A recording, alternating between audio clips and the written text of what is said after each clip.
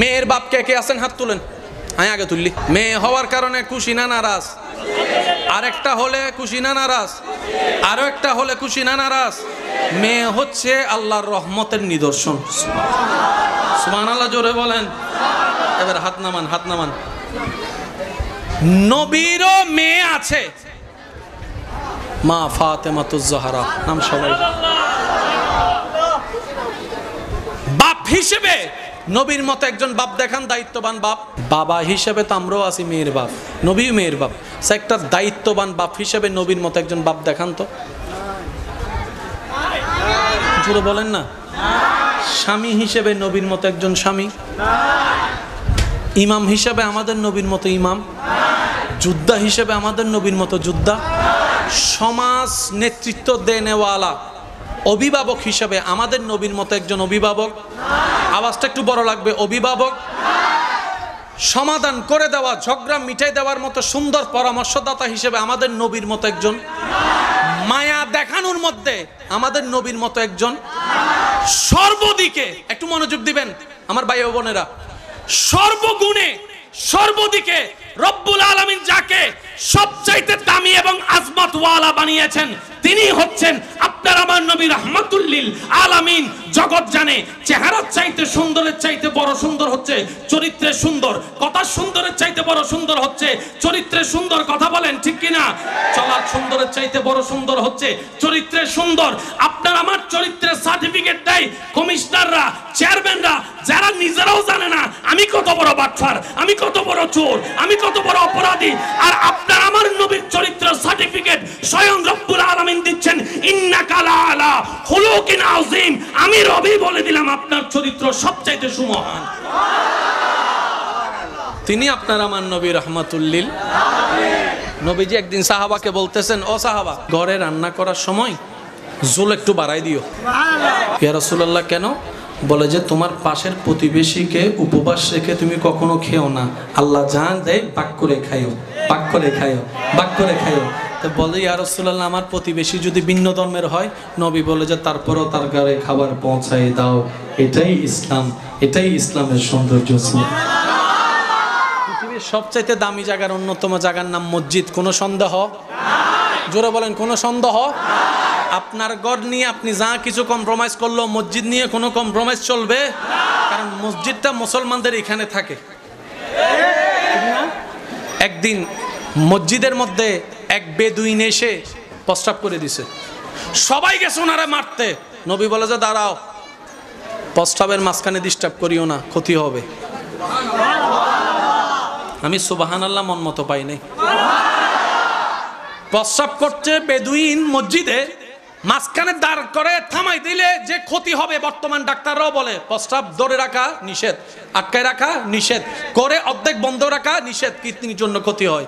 নবী 1450 বছর আগে বলছে সাহাবা ডিস্টার্ব করিও না, প্রস্রাবটা শেষ হতে দাও, প্রস্রাবটা শেষ হতে দাও। সাহাবায়ে কেরাম অবাক হয়ে থাকেন, ইয়া রাসূলুল্লাহ একত সে মসজিদে ঢুকেছে, তার উপরে সে মসজিদের উপর প্রস্রাবও করতেছে, আপনি বলতেছেন প্রস্রাব শেষ হওয়া পর্যন্ত অপেক্ষা করতে? রাসূল বলে যে আমি যা বলছি তোমরা তা করো, কারণ আমি গজবদাতা হিসেবে আল্লাহ পাঠাই নাই, আমি রহমাতুল লিল আলামিন হয়ে রবের পক্ষ থেকে এসেছি। সুবহানাল্লাহ। সাহাবা ওনার প্রস্রাব শেষ হতে দাও। ওনারা তাকাই রইলেন, হেডকোয়ার্টারের নির্দেশ অমান্য করার কোনো সুযোগ নাই। উনি বেদুইন প্রস্রাব করতে লাগলেন। করা শেষ হওয়ার পরে নবী বললেন, ও সাহাবা পানি আনো। সুবহানাল্লাহ। বুঝতেছেন বিষয়টা? প্রস্রাবকারী একজন নবী সাহাবাদেরকে বলতেছে পানি আনো, পানি মারো, তোমরা তো গণদুলাই তো দূরের কথা, উল্টা মেহমানদারি করার জন্য প্রস্তুত। এটা কেমন? এটা কেমন? এটা কেমন? কেমন? এত দামি জায়গায় আমি প্রস্রাব করলাম, নোংরা করে ফেললাম, কোনো রাগ নাই, কোনো কিছু নাই। নবী মুস্কি হেসে ওনাকে বুঝাচ্ছেন এই কাজটা এখানে করা উচিত হয় নাই, এটা পবিত্র জায়গা। মায়া দিয়ে, ভালোবাসা দিয়ে উনি কালিমা পড়ে মুসলমান হয়ে গিয়েছে। এবার বলেন তিনি কাদের নবী? আপ টু বটম, ডাইনে টু বামে সবাই মিলে বলেন তিনি কাদের নবী? মাশাআল্লাহ, আরো জোরে বলেন তিনি কাদের নবী? যাকে আল্লাহ সর্বদিকে অতুলনীয় বানিয়েছেন, তিনি আপনার আমার নবী রাহমাতুল লিল। আরেকটু জোরে বলেন রাহমাতুল লিল, রহমত ওয়ালা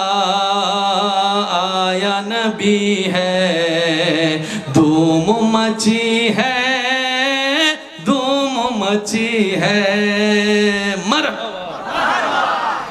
মনে রাখবেন বাংলা আমাদের মাতৃভাষা আর যার যার আঞ্চলিক ভাষা হচ্ছে আমাদের হৃদয়ের ভাষা আপনার সন্তানকে যেই ভাষা শিখানোর শিখান চট্টগ্রামের ভাষাকে কিংবা আপনার আঞ্চলিক ভাষাকে আপনি বাদ দিয়েন না আল্লাহর ওয়াস্তে এইভাবে যদি বিলীন হতে থাকে এক সময় এই ঐতিহ্যবাহী ভাষা আর খুঁজে পাওয়া যাবে না এসি সারা ঘুম আসে না এমন মানুষও বসে আছে জোরে জোরে বলেন না তো আমাদের এই জিনিসটা ফেল হলে সুন্দর হবে নাকি সাকসেস হলে সুন্দর হবে আমি আপনাদের কন্ডিশন বুঝতেছি বোঝার চেষ্টা করব আপনারাও একটু দয়া করে আমার কন্ডিশন বোঝার চেষ্টা করবেন আমার পূর্বে যিনি আলোচনা করেছেন উনি অনেক বড় একজন আলেম অনেক জ্ঞানের অধিকারী পরিবেশ সাপেক্ষে হয়তো আপনারা ওনাদেরকে সেই সাপোর্টটা দিতে পারেন নাই কিন্তু নেক্সট টাইম থেকে খেয়াল রাখবেন যে কোনো আলেম আসলে সর্বোচ্চ সম্মান দেওয়ার পারবো তো ইনশাআল্লাহ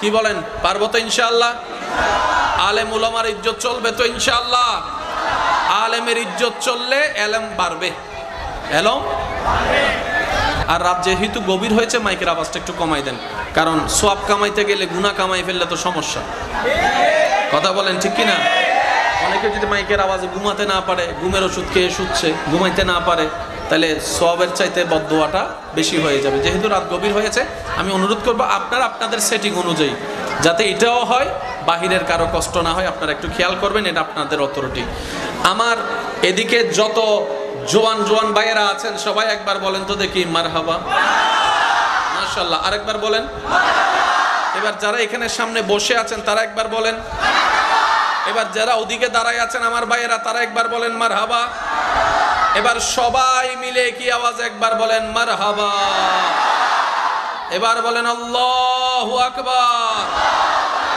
এবার উম্মত হিসেবে ডাক দেন ইয়া রাসূলুল্লাহ মুহাব্বতের আওয়াজ লাগায় একবার বলেন মারহাবা আল্লাহ সকলের হাজিরি কবুল করুক তবে দাঁড়াইছেন বসছেন ভালো কথা পকেট সাবধান গত 2 বছর আগে আপনাদের এখানে আসার সৌভাগ্য আমার হয়েছিল যতদূর আমার মনে পড়ে জি জি 2 বছর আগে আলোচনা যেখানে শেষ করেছিলাম আল্লাহ যদি তৌফিক দেয় এবার এখান থেকে শুরু করার চেষ্টা করব এরকম পাগলদের পাগলামিগুলা দেখে ভাবনায় পড়ে যায় নবী রাহমাতুল্লিল আলামিনের কথা শোনার জন্য এই যুবকরা যে উন্মাদনা পাগলের প্রেজেন্টেশন করে হাজার কষ্ট সহ্য করে অনেক সময় মাইলের পর মাইল দূরে চলে যায় রাতে কিভাবে ফিরবে চিন্তা কোনো কিছু করে না এই যুবকরা যেদিন সচক্ষে দয়াল নবীকে দেখবে সেদিন পরিবেশ কেমন হয়ে যাবে সুবহানাল্লাহ যেদিন এই নয়ন যুগে নবী রাহমাতুল্লিল আলামিনের চেহারা দেখতে পাবে এই যুবকেরা সেদিন কি পরিবেশ হবে আল্লাহ পাক আমাদের সবাইকে জীবনে একবার হলো স্বপ্ন যুগে হলো নবীর জিয়ারত করার তৌফিক দান করুন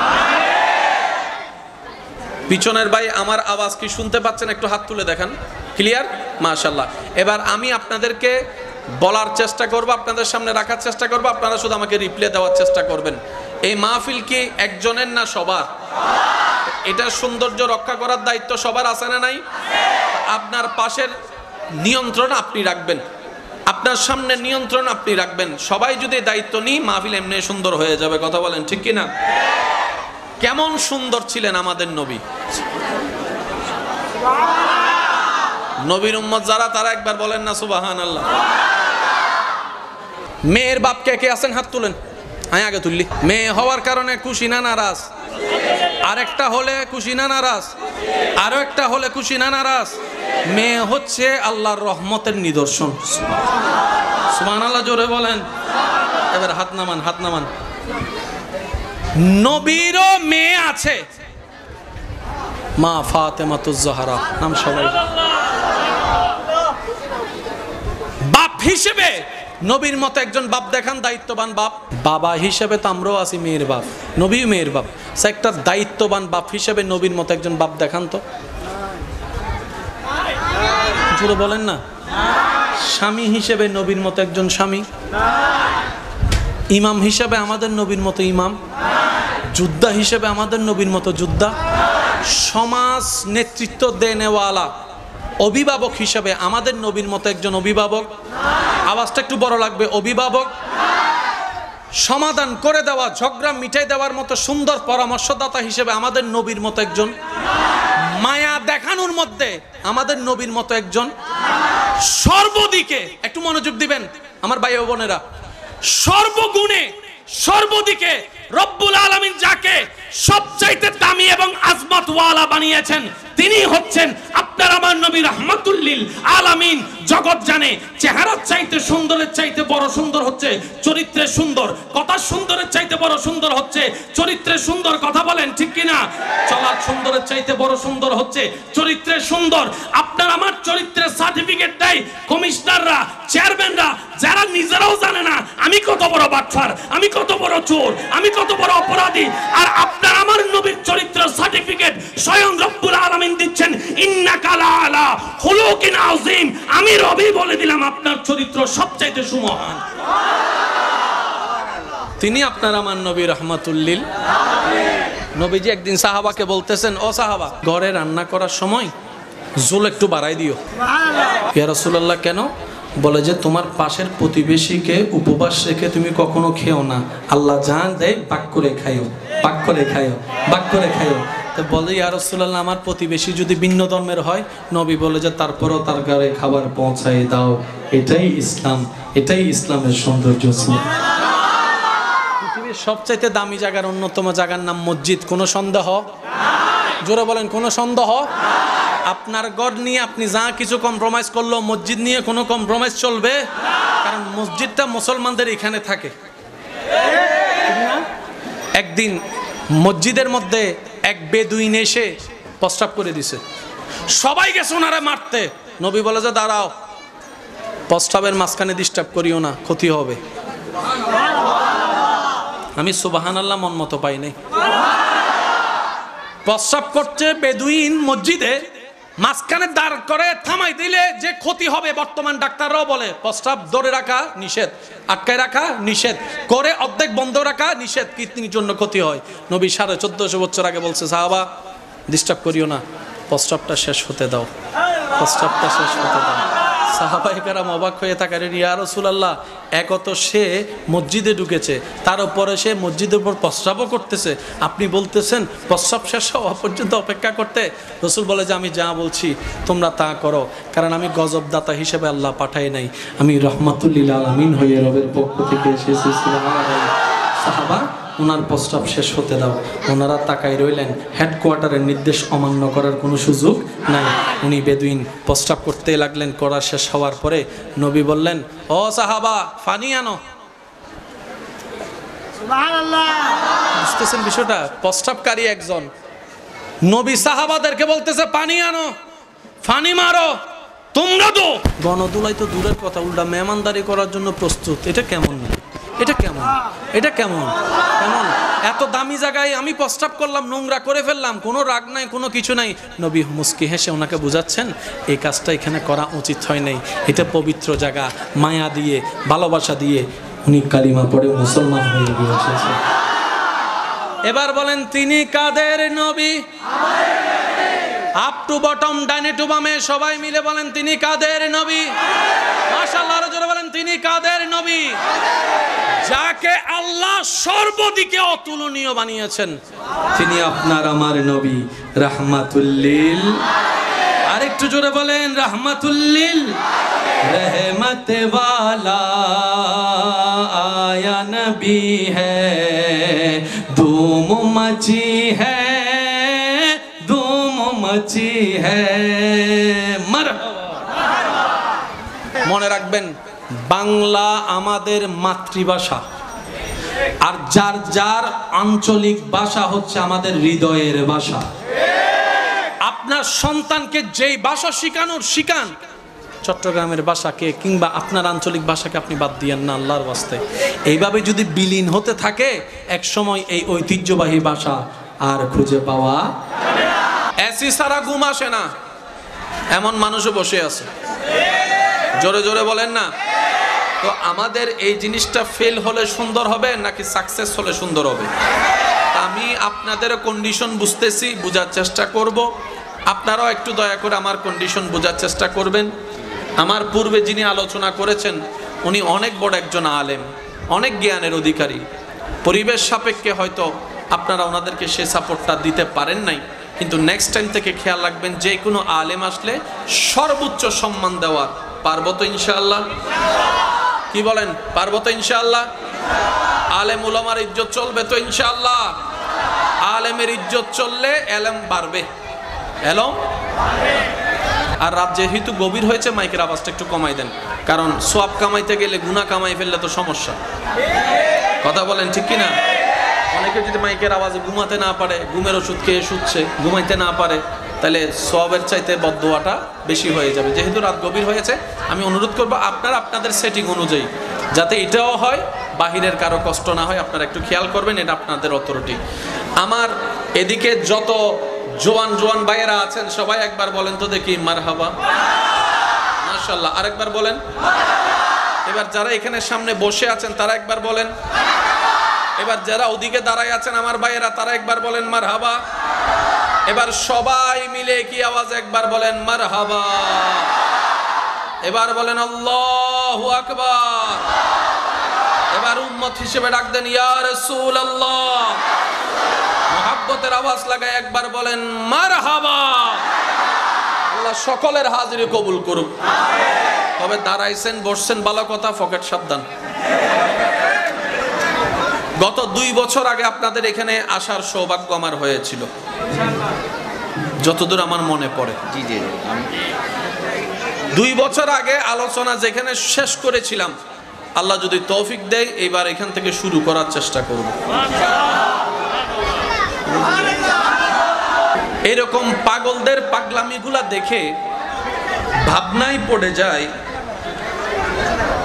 নবী রাহমাতুল্লিল আলামিনের কথা শোনার জন্য এই যুবকরা যে উন্মাদনা পাগলের প্রেজেন্টেশন করে, হাজার কষ্ট সহ্য করে অনেক সময় মাইলের পর মাইল দূরে চলে যায়, রাতে কিভাবে ফিরবে চিন্তা কোনো কিছু করে না। এই যুবকরা যেদিন সচক্ষে দয়াল নবীকে দেখবে সেদিন পরিবেশ কেমন হয়ে যাবে। যেদিন এই নয়ন যুগে নবী রাহমাতুল্লিল আলামিনের চেহারা দেখতে পাবে এই যুবকেরা, সেদিন কি পরিবেশ হবে। আল্লাহ পাক আমাদের সবাইকে জীবনে একবার হলো, স্বপ্ন যুগে হলো নবীর জিয়ারত করার তৌফিক দান করুন। পিছনের ভাই আমার আওয়াজ কি শুনতে পাচ্ছেন? একটু হাত তুলে দেখান। ক্লিয়ার? মাশাআল্লাহ। এবার আমি আপনাদেরকে বলার চেষ্টা করব, আপনাদের সামনে রাখার চেষ্টা করব, আপনারা শুধু আমাকে রিপ্লে দেওয়ার চেষ্টা করবেন। এই মাহফিল কি একজনের না সবার? এটা সৌন্দর্য রক্ষা করার দায়িত্ব সবার আছে না নাই? আপনার পাশের নিয়ন্ত্রণ আপনি রাখবেন, আপনার সামনে নিয়ন্ত্রণ আপনি রাখবেন। সবাই যদি দায়িত্ব নিই মাহফিল এমনি সুন্দর হয়ে যাবে। কথা বলেন ঠিক কিনা? কেমন সুন্দর ছিলেন আমাদের নবী। নবীর উম্মত যারা তারা একবার বলেন না সুবহানাল্লাহ। রোজা জান্নাতে নিয়ে যেতে পারে আল্লাহর হুকুম, কিন্তু সেই রোজা আমাদের কাছে, কারণ রোজা রাখছি ঠিকই, দুপুরবেলা ফ্রিজের মধ্যে 3টা শরবতের বোতল রাখছিল জানি কে, আজ ইফতারের সময় ডাইরেক্ট 3 মারি ফেলিম দেখো বারে। ভুল বলছি? আজানের টাইম হচ্ছে 6টা 2 মিনিট, ইতে বই গিয়ে একবারে ডাইরেক্ট 20 মিনিট আগতুন। আবার এন্ডে বুতুর কি তার পার্টি বাইরে গিয়ে, পার্টি শব্দটার সাথে এটা কি কি বুঝাইতে চাচ্ছেন? রহমতের জিনিসটাকে আমরা কেন নষ্ট করে দিচ্ছি, নিয়ামত কেন হারাই ফেলছি? তাহলে রোজা জান্নাতে নিতে পারে, কিন্তু সেই রোজা আমার। এবার হজেরটা দেখেন, হজে গেলে গুনাহ মাফ হয় কি হয় না? জান্নাতে যাওয়ার রাস্তা হয় কি হয় না? কোনো সন্দেহ নেই।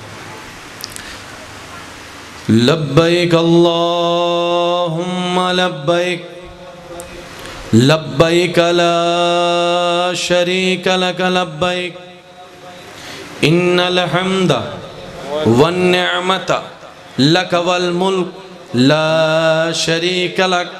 আল্লাহর ঘরের সামনে যদি ফরি চোখে কি থাকা দরকার? এখন লব্বাইক আল্লাহুম্মা লব্বাইক। দেখতেছেন ফেসবুক লাইভ, এটা আল্লাহর ঘর আর কি।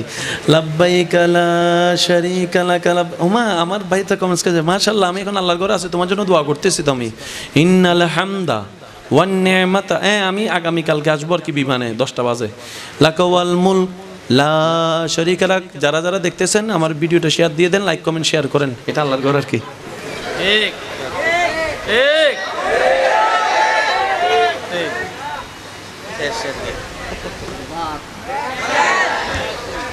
জান্নাত পাওয়ার জন্য আল্লাহকে খুশি করার দরকার। আল্লাহকে খুশি করতে একজন অভাবী পরিবারের সদস্য আত্মীয়র কাউকে, ওই ছেলেকে পড়াইতে পারে না, মেয়েকে পড়াইতে পারে না, বিয়ে দিতে পারে না, দিলাম কিছু। 5 বছর পরে 2-1টা কথা হয়েছে আর কি। বলি গিয়েছো আল্লাহ তোর মাইয়ে বেবে হাট্টিয়া দি বিয়ে দিওস, শেষে নহত তো বেগুনে আর একখানা জোর হ না বেগিন। আল্লাহ তো তুই আনলে দিয়েছ না, নাম আনলে দিয়েছে আল্লাহ না, অনলি ফর ইউ, তো আনলে দিয়ে দি। আল্লাহ আনলে দিলে আবার হোঁটা গামাল্লি। কথা বলেন, কথা বলেন, কথা বলেন। আমল আছে, কিন্তু আমরা আমাদের বেশি পণ্ডিতই করতে যাইয়া। এবার আমি কথাটা বলি শুনেন। সচ্চা নামাজ জান্নাতের সাথে কোনো সন্দেহ নেই, সচ্চা রোজা, সচ্চা হজ, সচ্চা যাকাত, সচ্চা নেক আমল জান্নাতের সাথে কোনো সন্দেহ নাই। কিন্তু যে কোয়ালিটিওয়ালা আমলগুলো থাকা দরকার আমার কাছে নাই। আপনারটা আমি জানি না ভাই, আপনারটা আপনি ভালো জানেন, আমার কাছে নাই। এবার আমাকে যদি জিজ্ঞেস করেন কোন ভরসায়, আপনাকে যদি জিজ্ঞেস করা হয় কোন ভরসায় হাসরের পথে পাড়া দিবেন, যদি বলতে পারি আমার রবের রহমতের বর্ষায় যাচ্ছি, রবের রহমতের বর্ষায় যাচ্ছি, সুবহানাল্লাহ জোরে বলেন না। যদি বলতে পারি মন থেকে ঈমানকে মজবুত করে এক আমল মরণ পর্যন্ত করার সর্বোচ্চ চেষ্টা করব, আমলটা বাঁচানোরও চেষ্টা করব, কিন্তু বর্ষাটা আমার রবের রহমতের উপর রেখে যেতে চাই, রবের রহমতের উপর যেতে চাই। আমি কবরের অন্ধকারকে ফেস করব আমার রবের রহমতের বর্ষা করে, আমি মুনকার নাকিরের চেহারাকে ফেস করব আমার রবের রহমতকে সাথে নিয়ে, আমার রবের রহমতকে সাথে করে, সুবহানাল্লাহ বলেন না। আমি কবরের সেই সমস্ত ভয়ানক পরিস্থিতির ফেস করব আমার রবের রহমতের আশা করে, আমি হাসর অভিমুখী রওনা করব আমার রহমানুর রহিমের উপর ভরসা করে, আমি হাসরের ময়দানে যাব, সূর্যের নিচে দাঁড়াবো আমার রহমানুর রহিম থেকে দয়া পাওয়ার আশা রেখে। এমনকি বিচারের কাঠগড়ায় যখন আসামি হয়ে দাঁড়াবো, জাহান্নামী হব আমার আমল গুণে সেটা আমি জানি, তারপর আমি মনের কোনায় একটুখানি বিশ্বাস রাখবো জান্নাত হতে যেতে পারি, জান্নাত হইতে যেতে পারি, জান্নাত হতে যেতে পারি। মন বলবে, দেহ বলবে, তো আপনার শরীর বলবে কোন বিশ্বাসে তুই বললি এত গুনাহ সামনে দেখার পরও জান্নাত পাবি। তখন আপনি মন থেকে বলবেন আমি আমার দিকে তাকিয়ে জান্নাতের স্বপ্ন দেখছি না, আমি আমার রহমানের রহমতের দিকে তাকিয়ে জান্নাত পাওয়ার স্বপ্ন দেখছি, জান্নাত পাওয়ার স্বপ্ন দেখছি। রব্বুল আলামিন বলে তুই কি মন থেকে বিশ্বাস করস আমি রব চাইলে মাফ করে দিতে পারি? বান্দা বলবে মাওলা তুমি চাইলে হাজার কোটি কোটি বান্দাদের গুনাহকে মাফ করে জাহান্নামের থেকে জান্নাতি বানাতে পারো, এই ঈমান আমার আছে, এই বিশ্বাস আমার আছে। রব্বুল আলামিন বলবে তোর ঈমানের কারণে, তোর রহমতের বিশ্বাসের কারণে আমি আল্লাহ তোর গুনাহ মাফ করে জাহান্নামী থেকে জান্নাতি বানাই দিলাম।